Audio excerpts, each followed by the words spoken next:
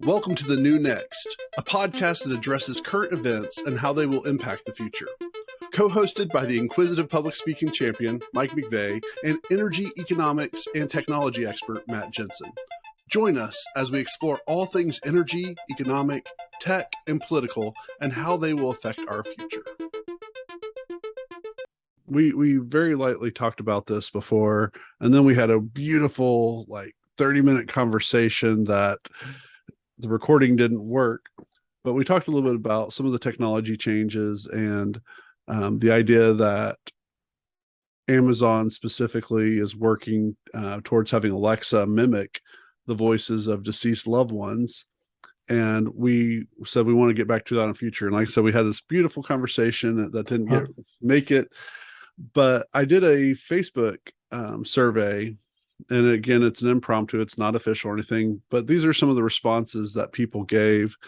And I would say that they're pretty much across the board, though there was definitely a certain side of it that was accepted, and we'll go in a little bit more of that in just a second. But What was go ahead. What was the question that you asked? It was literally, how does it make you feel and or think about the fact that Amazon is working towards Alexa to mimic the voices of deceased loved ones? And cool. I didn't want to bring it bigger or smaller. I just wanted to kind of put a point blank on it. Hopefully first names will be okay, but Lucas said, honestly, makes me glad for the phones we carry in our pockets. My son already has more documentation for future viewing than the 2 generations before him. I'd likely pass on the mimicry from Alexa, but I'm grateful for the technology we have, if only to hold memories that used to be fleeting. Matt said, no thanks. It's uncanny valley stuff, and I feel like it might actually be hurtful to you. Amanda said, no. Michael said, I like that episode of Black Mirror, to which Kira responded, my first thoughts as well. David said, don't know. Leah said, if she could bark like my dog, I'd be delighted. And to be fair to Leah, she just recently had 3 dogs that have passed this past summer. Oh, wow. And she does a lot of volunteer stuff with animal, I can't think of the name of it, Vets. Shelters and stuff like that. Blair said, less than a week since we lost him. I want to call and hear his voicemail greeting, but his phone ringing might upset mom. Anyways, it makes me uncomfortable. Can Sean Connery's voice call me on my birthday? I think we should start there. Celebrity greetings and salutations first. Mandy said, I think the much creepier question to ask is what the motivation is for this. And Amanda said, there's more behind a voice than vocals. It's inflection, tone, attitude. I don't want any of that, let alone some mere mimicking of it. Our friend Aaron said, I wish it would mimic my voice. That way I can feel better about talking to myself. Marcia said, I once called a widow who wasn't home. I was startled when her deceased husband answered the phone and suggested I leave a message. Having voice recordings and videos of deceased loved ones is a nice addition to photos, but the Alexa idea strikes me as creepy. Jarvix put, that effort would be better spent replicating the Swedish Chef, and he has a little gif of Tom said, creeped out and more depressed. Deborah, it doesn't bother me that much. I guess I'm in the minority here. For some people, especially those with dementia, it might be comforting to hear those voices again. Mary, no thank you. I still hear them in my head. My friend Kathy, if only to hear that lost apology or acknowledgement of wrongdoing. Libby, creepy. Benji, who's one that always has to make a joke. I think it's a bit short-sighted given only people with a deceased family member named Alexa are going to be interested in purchasing it. What nerds. Donna, I think it's creepy, but then again, I don't want Alexa, big brother, listening to everything that goes on in my house. And Teresa said, no, thank you. When I'm prepared, I replay videos or look at photos.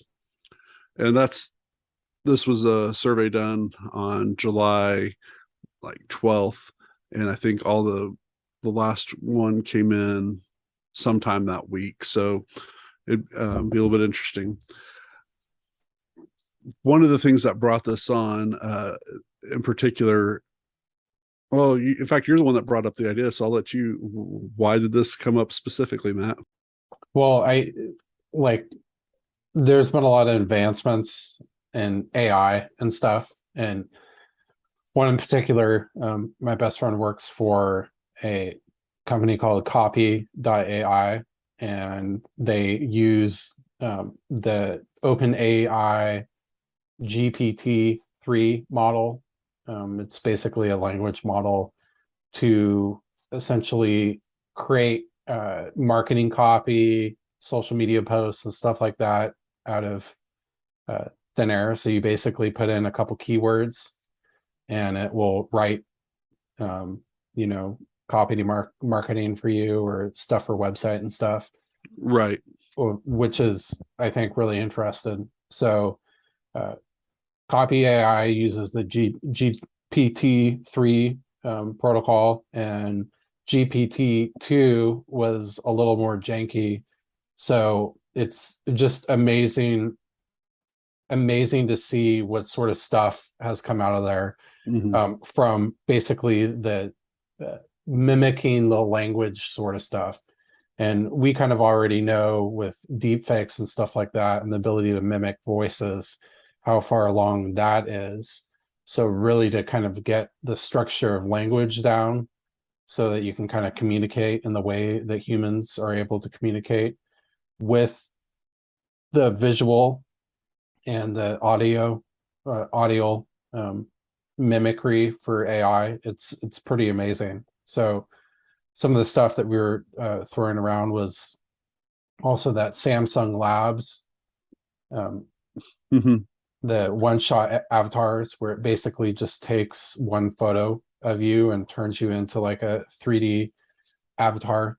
So the examples on their website that they have for that are, you know, like Mona Lisa, for instance, turning that into like a real human being. And it's just, you know, maybe your feedback on that. It's just really interesting to see the stuff develop. Yeah, the levels of deep fake technology, and this is going to sound like we're going to be going in lots of different directions, particularly for this, because AI just is such You kind of have to. Yeah, so if we lose you anywhere, feel free to send a message to Matt and tell him to stop losing you. We're right near the keys. So there's lots of different levels. One thing, we'll start with the deep fake, this mega portraits, the one shot head avatars. So as Matt said, you have this kind of really cool thing where it takes a picture of the Mona Lisa, and then they can attach video technology, so wherever your face moves and stuff, Mona Lisa does, and but in her face. But right next to that, it's got a picture of Brad Pitt and Angelina Jolie doing the exact same thing, which is kind of cool, because if you've always wanted Brad Pitt, you know, you pick your favorite celebrity or something, your favorite athlete, and you're like, I wanted to see what it would look like if they were like surprised, and all of a sudden, and you do a really good surprise look, you're like, oh. The problem with some of the let's even go back to Star Wars Rogue One. I think that was where we started seeing, not just in the side of like where you and I are playing around with a toy or something, but they take Carrie Fisher's face and they took her version of when she was in the original Star Wars in 1977 and replanted that, or deep fake that technology on her for the end of Rogue One to make her look young again, so they could still keep Carrie Fisher, even though this movie was made, you know, 25 30 years, well, maybe even more than that, you know, 30 years in the future, and to show that it was actually older than the thing, which is, it's cool, but it's also like, well, wait a minute, what are some of the other things that could be done? And I think in one of our talks before, Matt, you mentioned that especially in this kind of age of fake news, in this age of what is really, really true. Um, if you're cool with that, why don't you take that and give some of the concerns that you had with that? Well, like I think there's a lot of advantages and there's also a lot of disadvantages. Like so my friend told me, maybe this was last year, but his uncle um told him growing up that only it was like only believe 50% of your care what you hear and 0% of what you see, something like that. And I think that's more and more the case now, right? So if you're able to really generate high quality deepfakes, for instance, in a geopolitical or war sense, you could have a deepfake of Xi Jinping, the head of China, basically say that, America is the worst, or whoever is the worst, or Japan, we're going to launch nuclear weapons and destroy Japan, and that be released over media. And if you're not able to basically reverse it in soon enough time, there's the ability to really, one, like use it for financial gain if you're trading off stocks and bonds, for instance. Um, the whole worry about who strikes first, Mhm. like if you think someone's going to strike you with nuclear weapons, well, it's better to respond before you can't, right? Or I'm not saying that it's better, but I think a lot of people take that perspective from our kind of like military leaders and stuff. Yeah. So it's like what happens, what's real, like in situations like we're in now, over well, with Nancy Pelosi going to Taiwan, China has basically cut off all diplomatic relations on stuff like climate change and military discussions with the US. So there's not that communication going on right now. Like if you had some sort of high quality deepfake come out, it, like would there be that back channel communication open to really know that this is not a legitimate concern? Right. And you add on top of that the amount of misinformation that we as human beings have had problems with over the years, whether it's been Joe Cocker or Eddie Vedder with their lyrics, and people are like, "Oh, I thought that," and that's where it's kind of jumbled and garbled and stuff. But there's a trend going on specifically right now on both YouTube and TikTok of people listening to lyrics and they're seeing what the lyrics actually were, and they're like, oh man, for 40 years or 30 years or 20 years I was thinking it was something else.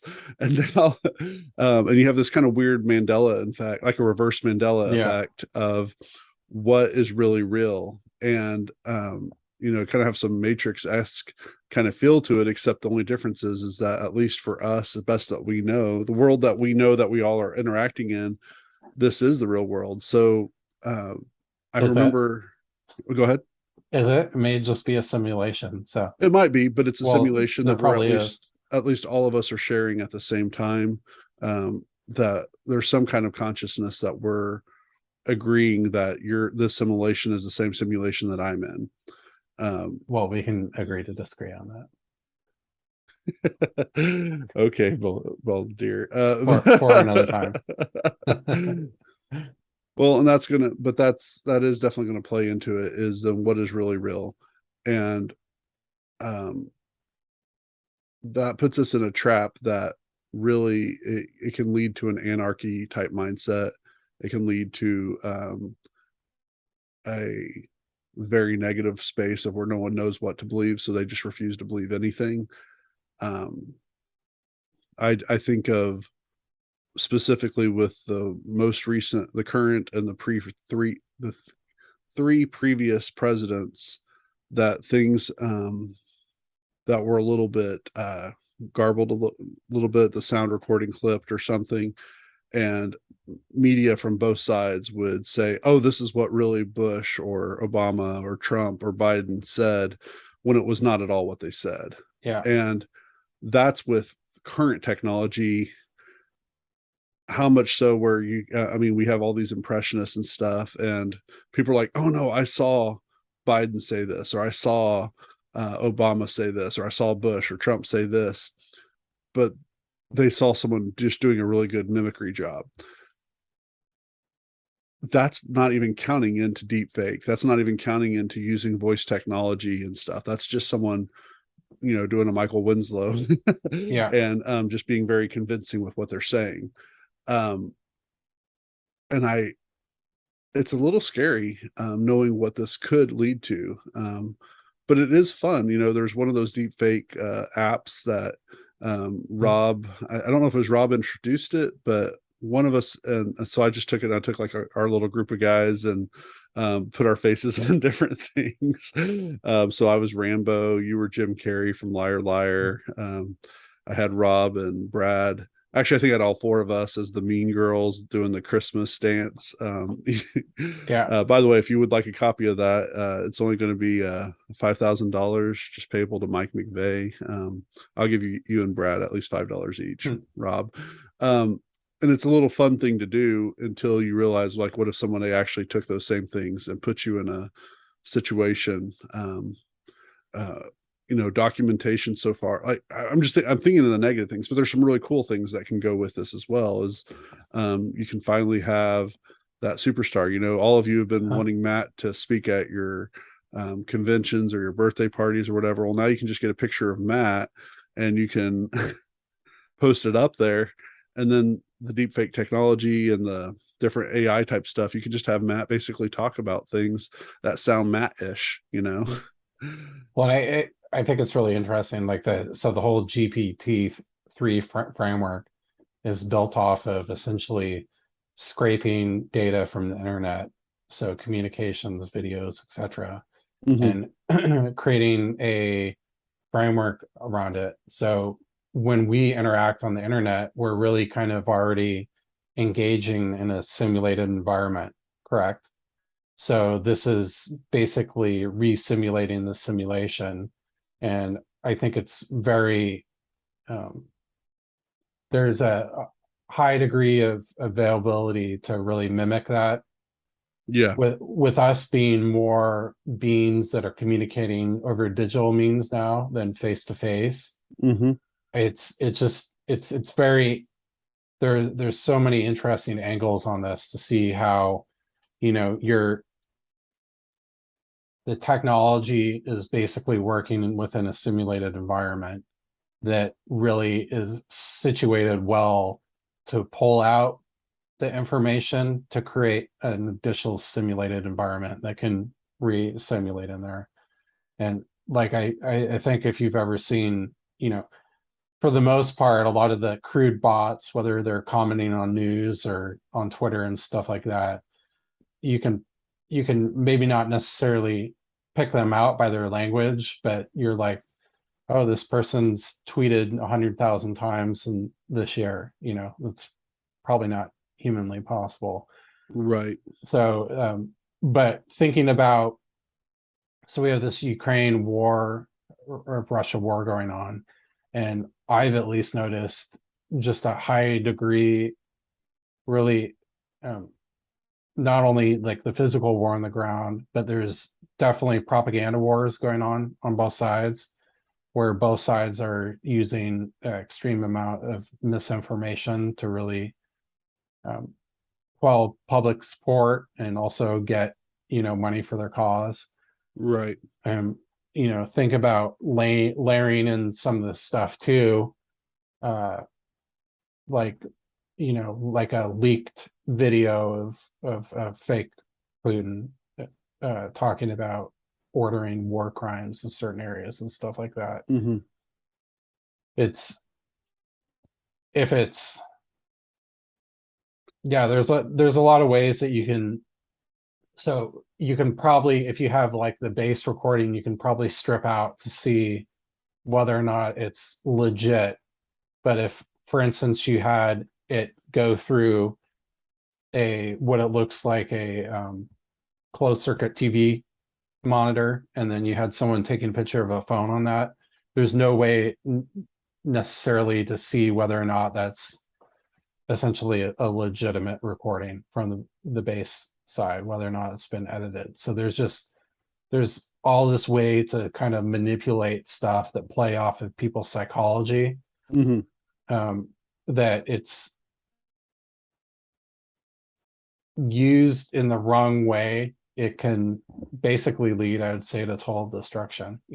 It's Yeah, it's one of those things that I don't know why I was thinking about this earlier. When I was getting ready this morning, I put a playlist on from Spotify, and while showering and stuff, and I was just thinking, it's funny. Um, Napster specifically, and later Quicklime, um, made Spotify possible, made streaming music possible.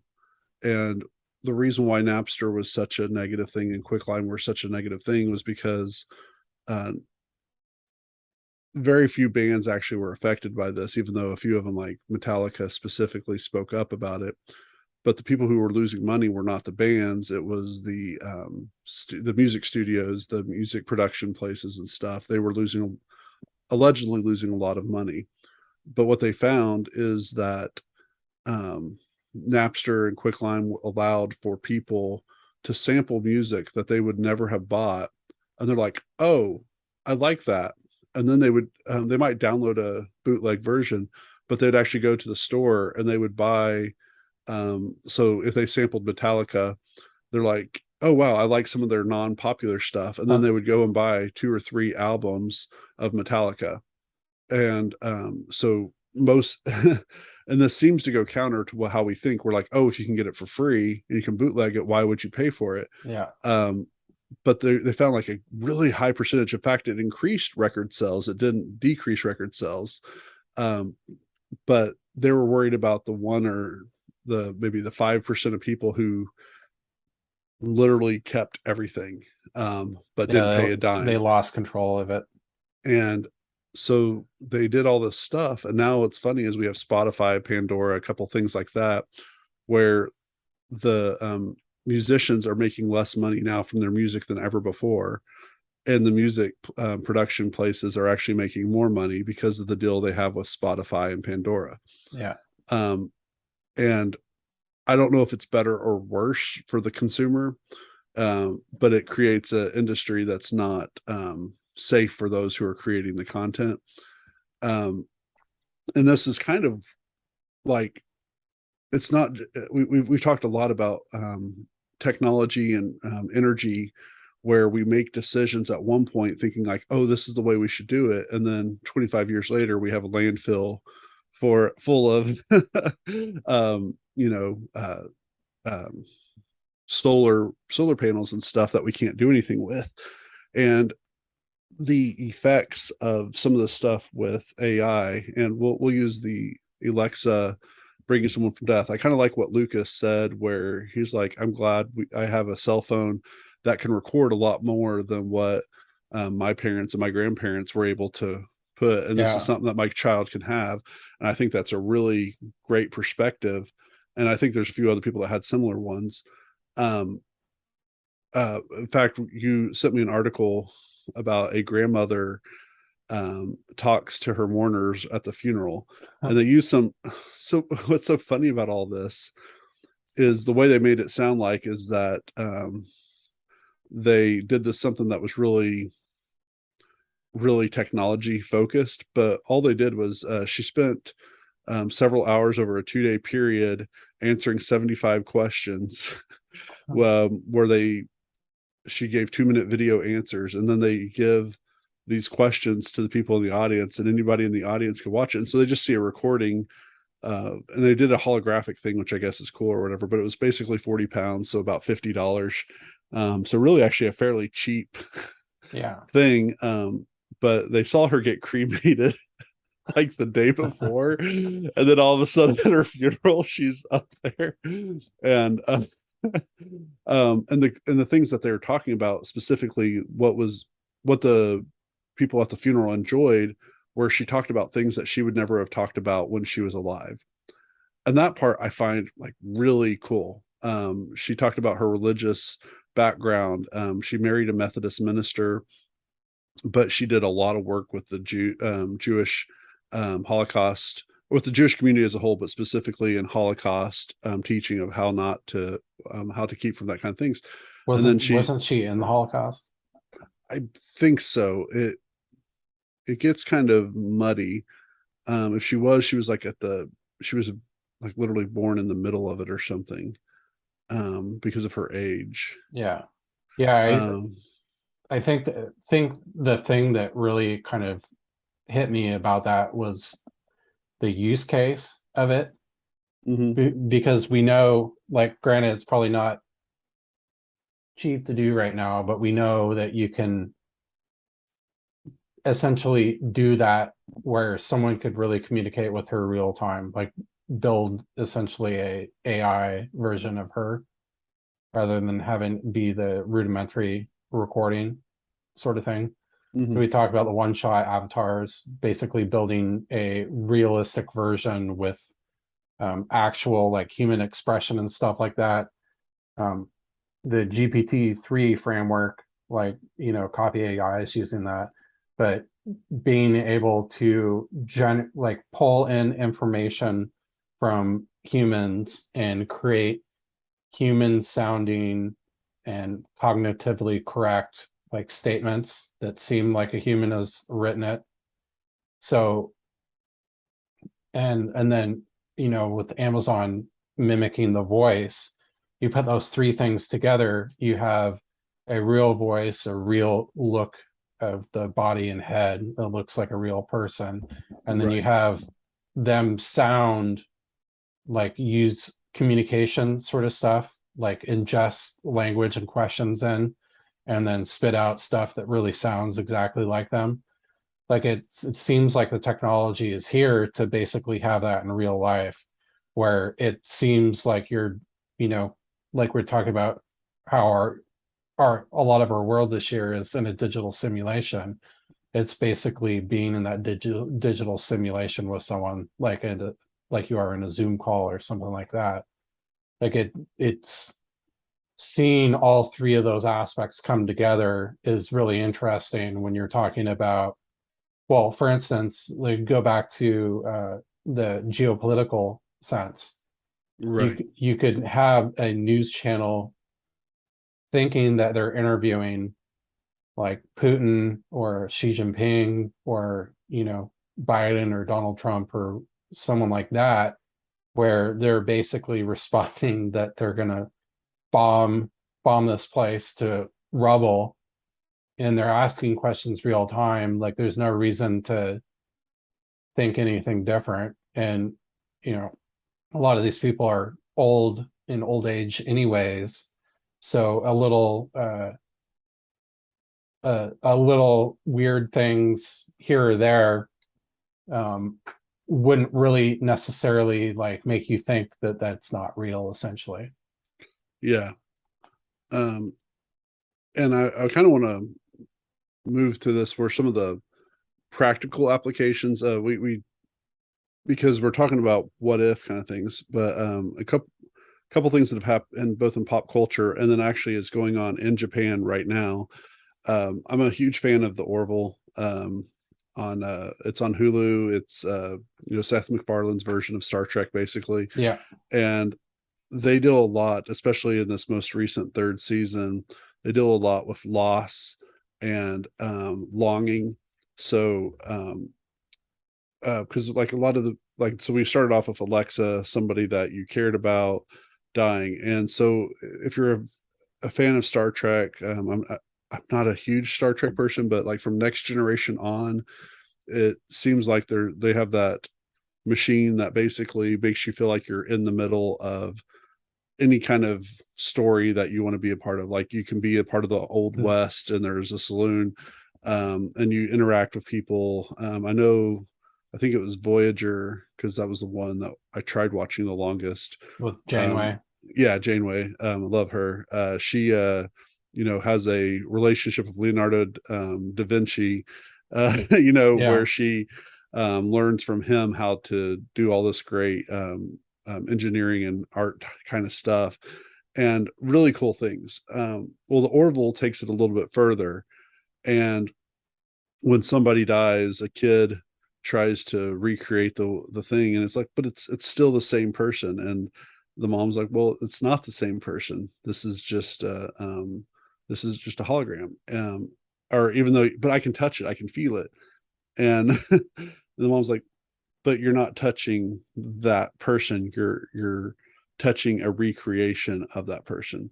And because of that, it stunted the child's opportunity to grow a little bit, because it's like, well, I have this little safety net in a sense. Yeah. um, and I think about some of my friends, and some of my relatives in particular, who have been really stuck on somebody in their life who died. And I won't say their name, but I have a cousin. I have lots of cousins. I have like 1,000. But she's been very stuck. When her dad died, she generally posts 3 or 4 times a year, about just missing him and stuff. And this has been since '99. Of course, now it's going to limit down. I don't think my cousins are going to listen to this. Um, and then her mom died a little, about 7 years ago or so, and um, and then her brother died, and it's like all these people she keeps on remembering, and she puts herself in a loop where she triggers herself by posting something, so then it pops up in her Facebook memories, and then it gets her all depressed and stuff. Yeah. And so she posts about she's depressed, which just kind of gets in this ever loop and stuff. And I'm kind of, and she gets triggered by pictures, by conversations and stuff, and some of that is part of the healing and grieving process.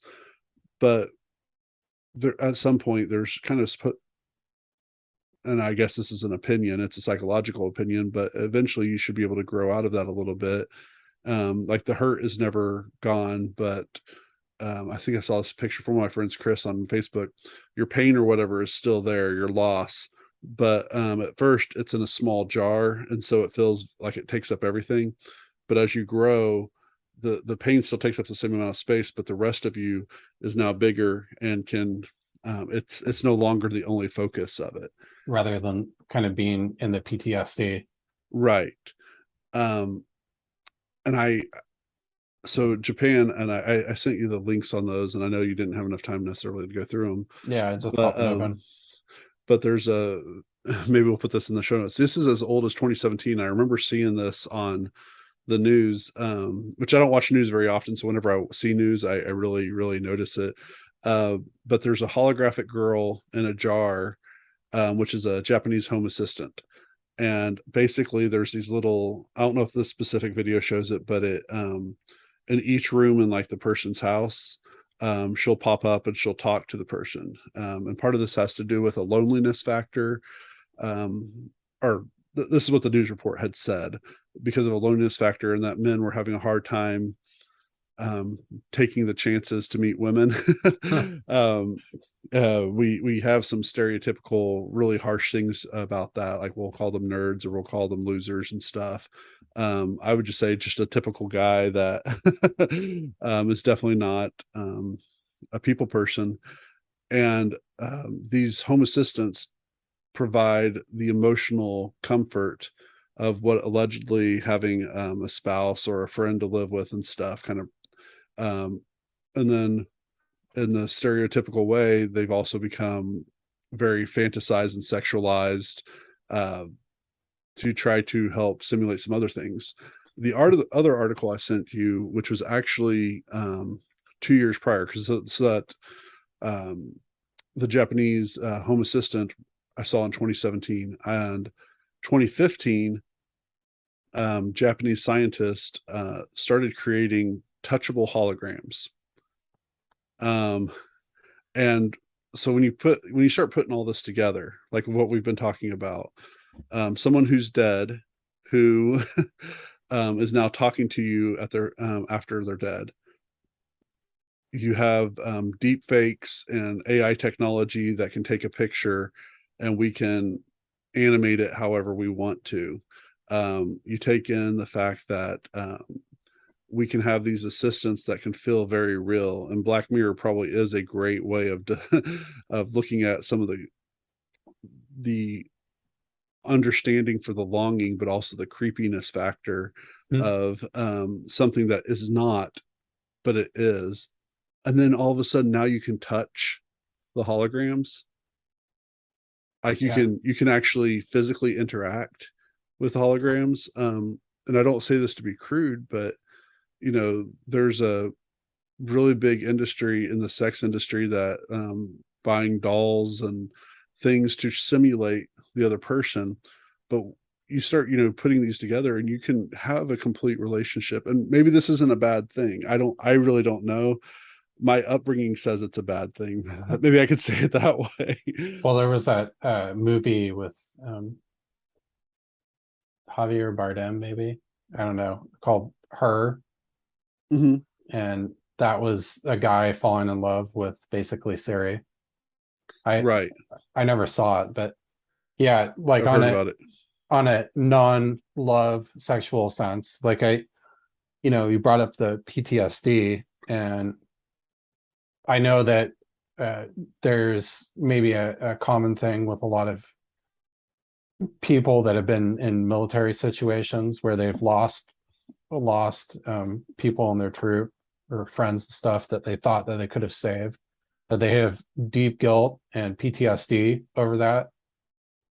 There's, I think, a lot of strong medical applications for what we're Hmm. talking about. Oh, absolutely. So if you could have a treatment program where essentially the person's able to interact, like you said, the touchable hologram that looks, sounds, and feels real, like the person that died in that interaction, and they're saying, like I love you, and I know that you couldn't have done anything to save me. Stuff like that would potentially be able to change someone's life and rehab them, or like you were talking about the dead loved ones, being able to still have that connection in a way where um let's see, one of the notes I took down is where you're talking about for the responses for Amazon Alexa, Hmm. one with dementia. Hmm. Like I think that would be pretty interesting application and acknowledgement of wrongdoing too. Yeah. Like I think that there's a lot of people that maybe they're wronged by other people and they didn't hear what they needed to say here, and uh, sometimes it's hard for people to just deal with the fact that they're not going to be able to hear that. So whether or not you're able to program it yourself and create your own little universe, say your ex-wife or ex-husband left you, and they're like, you're such a bad person, blah blah blah, and uh you have a really toxic relationship, maybe you could program it in there to be like, oh, you're a wonderful person, we just didn't work it out. Right. Yeah. There's a I'm thinking of some of the ramifications that even go beyond what we're talking about, because I feel like um, this definitely changes a lot about religion Yeah. and how the religious communities, really doesn't matter which religious, any religious community that acknowledges an afterlife of sorts, or maybe even reincarnation and stuff. I could see this having some very detrimental effects, for good or for bad. When I say for good or for bad, like detrimental would be bad, but maybe it would be good for some of these religions to have to deal with it, because I don't think this technology is going to get stopped. Like I think it's going to keep on moving forward. And I don't think there's a lobby big enough that can be like, oh, we're just going to shut it down. So maybe outside of having some kind of World War III type thing that wipes out most of the earth, I think we're definitely going to be pushing this further and further. Yeah. Um, but It's really, you have your own live TV church, like's popular around here someday with your own uh, digital Jesus. oh goodness, I didn't even think about that side of it. But yeah, and you can make Jesus whatever color you want, whatever race you want. Purple. Hey, it's kind of like a Family Guy, the episode where Peter creates the Church of the Fawns.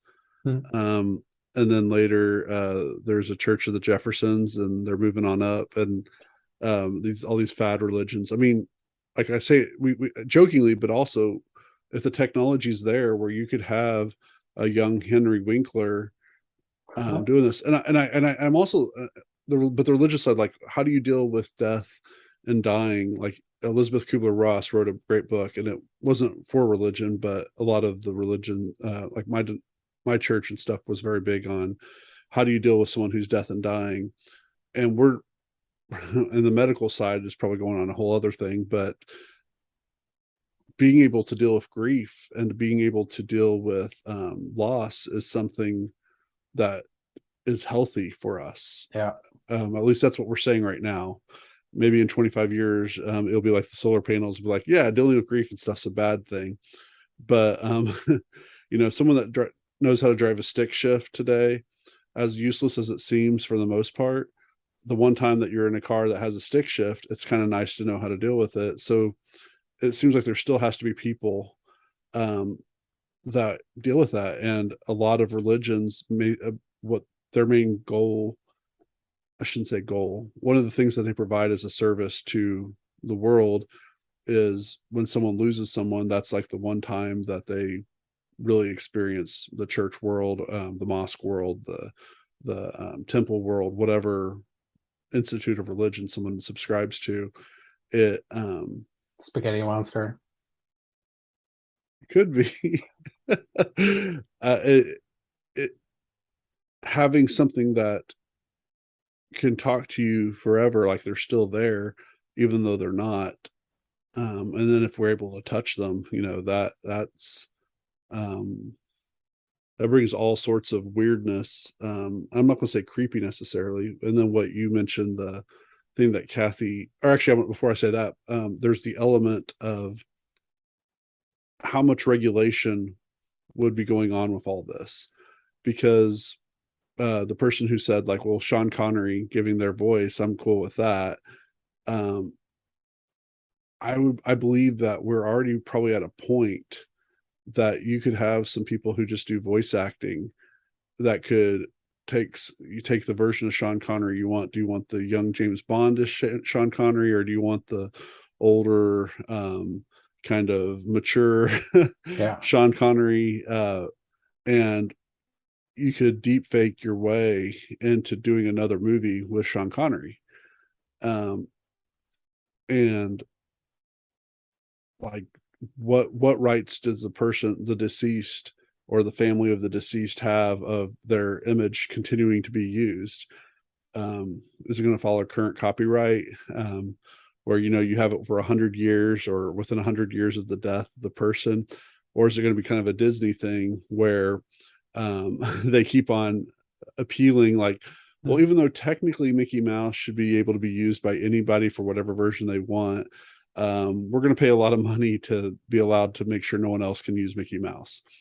Um, and that seems like a small thing, but that the arts as a whole are I think they're a very important part of society. If there's not something where people can express themselves and everything, then we can continue to manipulate um, what is good and what's not, or not good. Good's the wrong word, but why discover new actors and actresses if we can just have the ones that we already know are quality? Well, and I think that there's, we've talked a lot about this. Seems like the world is kind of diverging between uh you talk about like the metaverse.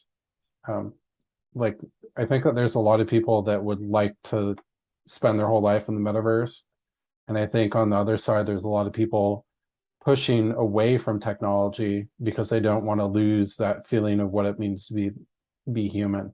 Mm-hmm. So you talked a lot about religion. Um, I think a lot of religion deals with like you said, death and dying, but our fact that we're kind of spiritual beings here for in a physical experience. And it's yeah, it's just it's really interesting to think about where culture and society is going to go in the future. Like one of something I sent you from MIT recently was that virtual reality is as good as psychedelics at reaching transcendent states. Right. So the key measures of brain activity, a VR experience, elicited a indistinguishable response from subjects that took medium doses of LSD and mushrooms. So that's kind of like a good example of how human beings can really be in this virtual digital environment and really feel like they're in a reality, like actually experiencing it physically. Uh, I've talked about the startup, and I always forget the name, but it's here in Oklahoma City. They basically created a video game platform that allows people to basically, if you have a stroke or something, you'll lose kind of range of motion. Some people will lose range of motion in uh, their arms, you know, their movement and stuff. And essentially, you need to rebuild those neural pathways in your brain. So this has a video game where if you're reaching to here, it makes you look like you're reaching out here, a farther distance away, and it essentially tricks your mind into thinking that you're reaching farther than you are, and it helps in the physical therapy to have these people rebuild the neural pathways so they're able to essentially get movement of their limbs back. And it's just, you know, technology is amazing. We talked about like the mental health stuff with the PTSD, but also the mental to physical connection. There's a lot of potential advantages in the future of basically rebuilding the body through tricking the mind or putting the mind into simulations that may or may not well, I I guess like what is real, right? It's a whole psychological discussion on what is real. Like Yeah. if you think it's real, if your brain thinks it's real, you feel it in your heart. Um, we, you know, uh, there's a lot of scenarios from that dress that's a different color that was kind of like a viral meme, or like audio that's played that depending on who you are, you hear totally different things. Hmm. Or just in a, you know, human relationships, say your wife says something, you hear something totally different than they were saying, it causes a lot of issues. So like what is real? Like we're all different things, we have a different experience, and it's really interesting to see how this technology being implemented in it, and it can essentially re-simulate and manipulate our mind to redefine our sense of reality. Yeah. In the improv world, that's the kind of stuff that makes gold comedy is the mishearing. So recently, um, a show that a lot of my friends were in, they the person on stage, now it usually comes from suggestion. Somebody says something and we hear it wrong, so we go with what we hear. Yeah. But this person said, make it, like MAKE space IT. Well, one of the players on stage heard naked, and Huh. it was supposed to be a TV show, pretend TV show. So she decided to become a censor, and she would go out and she would censor any of the private parts of the people that were on stage. She would be running around doing that. And what's funny is, so afterwards, and this has been a kind of a fun discussion that we've had, is half the people that I've talked to in the audience and half the people that were on stage all heard naked. Yeah. The other half of people I've talked to, both on stage and in the audience, heard what was actually said, which was make it. And it's a simple, I mean, and it's understandable. I mean, we can easily say, like, okay, I can see how naked and make it sound similar, but the concepts of what each of those mean are so different. Yeah. Well, And there was that Lan or Yanny and Laurel thing. mhm, yeah, That's yeah, that's um, and I mean, there's so many other things that are similar to that, which is fun. It's a fun thought experiment, but then it's like, oh crap, um, this could be our international politics. The other one you mentioned, it was something that Kathy had said, that if somebody was to say they're sorry or to offer forgiveness, to kind of say something that you want to hear. Oh, and this will tie into it. Um, so I have a friend who, because of AI technology, his disability, his physical disability, is able to be managed because of what AI has done, and um, he's got a really cool perspective on stuff. He always calls himself a cyborg, huh, because of the robotics and stuff, and I think that's so great for him, and I'm so glad for him. And he because he's been a personal person that's been very inspirational in how he lives his life. So, had he not had that availability, then even selfish, just purely from a selfish perspective, my life would be less enriched because of it. yeah, Um, and I like what Kathy has to say, and if someone would apologize or forgive, how great of that would be. Matt, you wronged me in your life, and then hmm, and you never said anything, but if you were to say the thing that we all know you meant to say, and then you're like, no, screw you, Mike. Um but there's also psychological repercussions for that too, yeah, because is it really that person? yeah, totally. Did they actually feel that way, or are we projecting what we want to have said? And we've talked about this with, goodness, all the different walks. I think this has been brought up almost every single time that we went out for walks. We've talked about it a little bit on the podcast, but starting a business, or doing something new that you've never done before, it's not easy.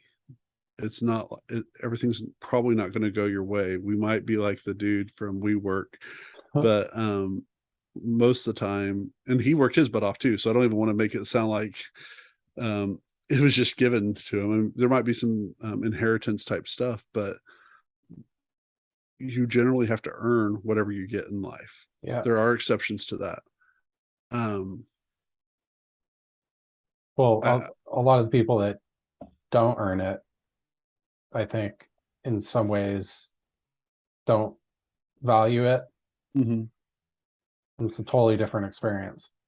Yeah, we've talked. Yeah, I guess we have talked about that somewhat with like the Great Depression, and some of the different, I call them kickbacks, but that's not the right word. The thing that both Trump and Biden gave out, those checks, the uh, Stimmies. yeah, stimulus checks and stuff. And there's a quote that's from one of my favorite movies, Princess Bride, that the Dread Pirate Robert says to Butterbean, that life is pain, Highness. Anyone who says differently is trying to sell you something. Hmm, And um, and I've been thinking about that a lot this week. Even, I mean, part of it's been related to this, knowing this conversation was coming up because we knew we were going to talk about it, but also just thinking of, if everything was just perfect, is it really life? yeah, totally. Um, no one wants, or I should say no one, most of us don't want negative things for the sake of just having negative things, but those little tiffs between you and another person, those heartbreaks of love that was that, or alleged love that is shattered now on the floor. Um, Even one of the things I mentioned to you early on, like changes in job, having a new structure put in place around you, which can all be positive things, but dealing with it is nerve wracking. It's the anxiety and depression. Not, again, I don't want someone to have an anxiety complex or severe depression where it limits them, but those are part of life. Having anxiety and having forms of depression are just as healthy as having positive emotions that like, oh, I feel great, I will eat more cookies, Hmm. and only thinking of that because my wife made cookies last night and I really do want to eat more cookies. Like, yeah, you without the bad or without the things that are not fun, the fun stuff and the good stuff doesn't seem to be nearly as enjoyable. Yeah. Well, this brings up a story or parable or whatever you call um, something that I heard a long time ago, and it's basically a gambler dies at a casino at the slot machine, and he wakes up and he's in this really cool casino, and he goes over to the slot machine and he puts a quarter in, hits jackpot, and then he goes to the next slot machine, hits a quarter, puts in a quarter in, hits the jackpot. And then he does it again, and then he turns over to the person next to him and he said, "Who's whoever thought that heaven would be this great?" And the person says back to him, "Who says that you're in heaven?" Yeah. Yeah. So I mean, it's just very interesting. Like we're not fully in this whole alternate reality, I guess, yet. Like, you know, probably a big part of this podcast that we wanted is really kind of envision what the future is like Hmm. and what it might mean. But already you just see in popular culture kind of like this discussion of uh, what do you value? Like, I think if you're talking about art in particular, like if you're talking about paintings and stuff like that, I think people value the stuff built by humans more, who with it's it's interesting to see where things go, basically. Yeah. And think I about it. and I and I do think back on even again the licensing idea, because if whether it's someone's voice or it's their likeness, for these touchable holograms, I mean, so in video game world, whenever you want to get a certain character or player or something, sometimes you have to pay cash to be able to use their likeness, specifically their likeness. So if you want a certain athlete on your team, you pay more money to get that athlete, or you want the character that everybody knows is part of the IP, but you have to pay more money to get that IP. And I'm Yeah. just kind of um, on the celebrity side. I'm just thinking like how much people are going to pay because they're a huge fan of so and so, and and give up everything else. And like what you said is absolutely correct. What is important to you? What do you value? And that's I had a professor that said something similar to that. I think it was 2 years before I graduated. I took the 10-year plan, so I don't really have a freshman, sophomore, Hmm. junior, senior like most people. Um, and he said, we can look at things that people are being hypocritical, but probably a better way of saying it is that people value like they might not even know what their values are sometime, but whatever they really value is what they do, and that's what they act on. So they might say one thing, but they might be saying that because they value not hurting you, and they're not actually being hypocritical in the sense of like they're doing something different for the sake of like they're lying to you, but because they care about you, they don't want you to have pain, but they're not going to change what they do just Yeah. because of that. And that has really helped me even as like a supervisor of knowing that people are value certain things, and so instead of trying to jump all over them and everything is to kind of figure out what they value and then move forward with it. So it's pulling this back in. I kind of like the idea of what um, maybe this is something. Of course, most people won't do this, but every year, you answer 75 questions, Hmm. whether you video document it or you document it in a journal or maybe a mixture of both, and you answer like some of these things that can be available, and then then start deciding how many of these things are things that need to wait till after you die. Because that article also that about the lady hologram funeral or whatever, they mentioned that William Shatner won't has some stuff of Star Yeah. Trek that he's not going that won't be shared until after he's dead. Um, and so maybe there are some things that need to wait till posthumously, you know, but maybe there's some things that you need to go ahead and tell people in case the technology is not there at the time. And wouldn't it be even better to make those amends or whatever before having a fake version of you say something? Yeah, totally. No, and then I mean we very lightly talked on the ethics side. We've kind of done it more like what this feels like, but that's a whole other section, is the ethics of what we do.